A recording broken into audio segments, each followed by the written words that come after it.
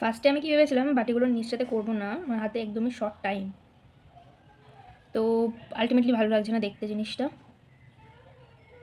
তারপর আবার কি থালার যে ডিজাইনটা আমি করেছিলাম, আমি একটা ছবি অ্যাড করে দেবো। ওটাও মানে আমার দিদির পছন্দ হয়নি, তো দিদি বললো ওটা চেঞ্জ করতে, তো ওটাকে আমি দুটো পিকচারই অ্যাড করবো। তো তোমরা জানিও তো তোমাদের কোনটা ভালো লেগেছে। বাট আমার কিন্তু ফার্স্টে যে ডিজাইনটা আমি করেছিলাম সেই ডিজাইনটাই বেশি পছন্দ ছিল, আর আমার মায়েরও তাই। বাট দিদির পছন্দ হয়নি, দিদি বললো ভালো লাগছে না, তাই আমি আবার চেঞ্জ করে দিয়েছি ডিজাইনটা। ওয়ান স্ট্রোকে কলকা করা একটা আলাদাই মজা, তাড়াতাড়িও হয় আর দেখতেও সুন্দর হয় সত্যি।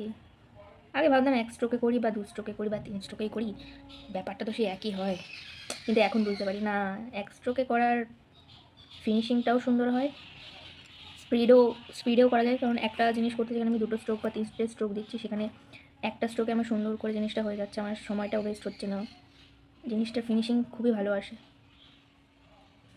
আজকাল না আমি খুব বকছি, আমি ভিডিও করতে করতে এত কথা বলি না কখনো, তো আজকাল একটু বেশি কথা বলছি, জানি না কেন।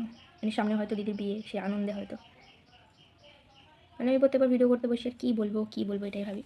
যাই হোক, এই বাটিটা কমপ্লিট হয়ে গেল, বেশি আর কথা বলবো না, কাজটা মন দিয়ে করি। তো চলো এগুলো কমপ্লিট হয়ে যাওয়ার পর দেখা যায়।